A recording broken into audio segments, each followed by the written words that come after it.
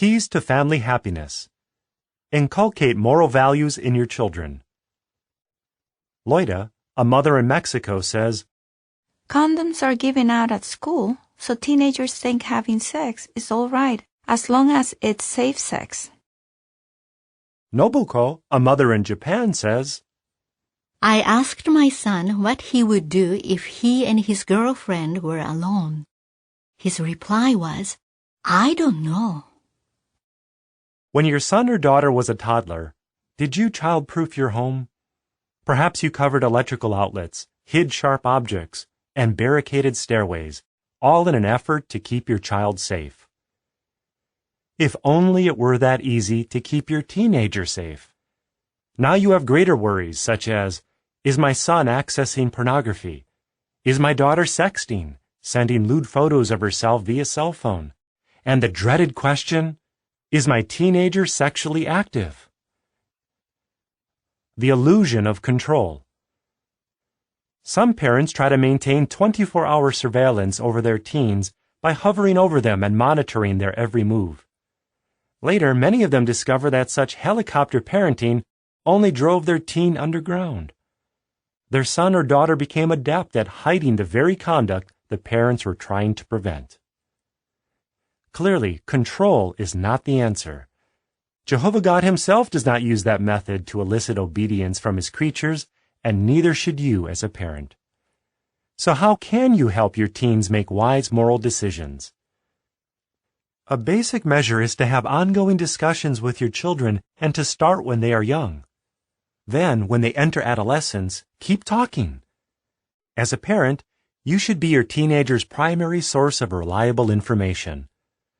A lot of people think that we'd rather talk to our friends about sex, says Alicia, a girl from Britain, but that's not true. We appreciate this information when it comes from our parents. We trust what they have to say. The need for good values. As they grow, children need to know more about sex than just the facts of life.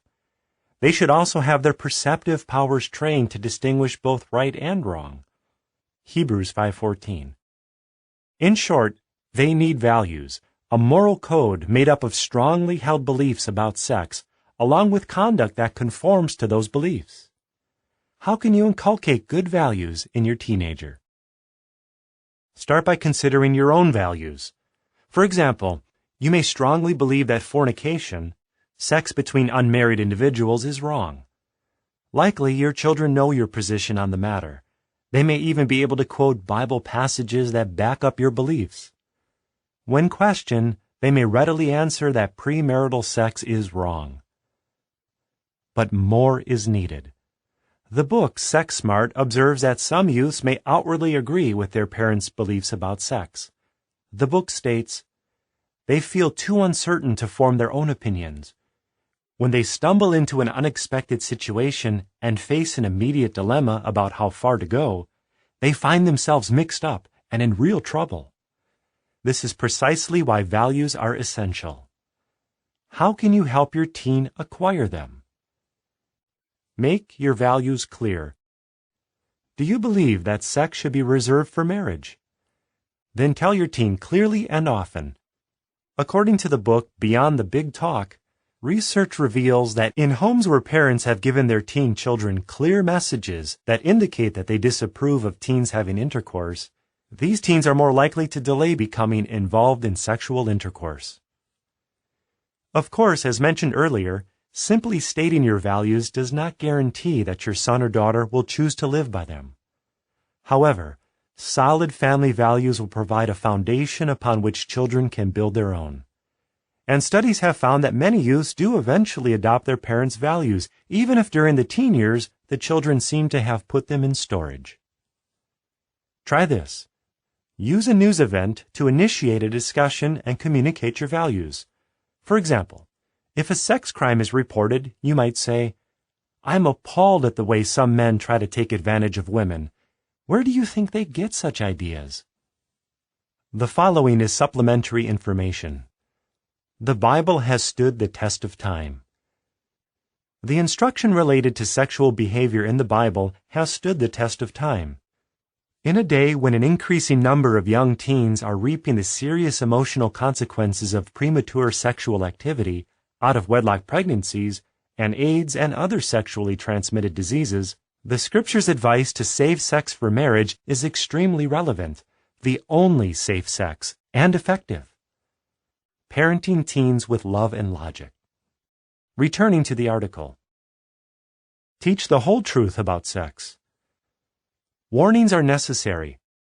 However, the Bible primarily portrays sex as a gift of God, not as a trap of Satan. Telling your teens only about the dangers may leave them with a distorted, unscriptural view of the topic. My parents put a lot of emphasis on sexual immorality, says a young woman in France named Corina, and that gave me a negative attitude toward sex relations. Make sure that your children get the whole truth about sex. What I have always tried to get across to my teens, says a mother in Mexico named Nadia, is that sex is beautiful and natural, and that Jehovah God gave it to humans for them to enjoy. But it has its proper place within marriage. It can give us happiness or suffering, depending on how we use it. Try this. The next time you talk to your teen about sex, end the discussion on a positive note. Do not be afraid to portray sex as a wonderful gift from God that he or she can enjoy in the future as a married person. Convey confidence that until that time, your teen can adhere to God's standards. Help your teen evaluate the consequences. To make good decisions in any aspect of life, teenagers need to know how to identify options and then weigh the pros and cons of each option. Do not think that their simply knowing what is right and what is wrong is enough. Reflecting on the mistakes of my youth, says a Christian woman in Australia named Emma, I can say that just knowing God's standards doesn't mean you agree with them. Understanding the benefits of those standards and the consequences of violating them is vital. The Bible can help, for many of its commands are reinforced by phrases that set forth the consequences of wrongdoing. For example, Proverbs 5:8 and 9 urges young men to shun fornication, that you may not give to others your dignity. As those verses indicate, those who engage in premarital sex sacrifice a degree of their character, integrity, and self-respect. And that makes them far less attractive to any potential mate who has those qualities. Reflecting on the physical, emotional, and spiritual dangers of disregarding God's laws can bolster your teen's resolve to live by them. Try this. Use illustrations to help your teen see the wisdom of God's standards. For example, you might say, a campfire is good, a forest fire is bad. What is the difference between the two, and how does your answer apply to the boundaries God has set regarding sex?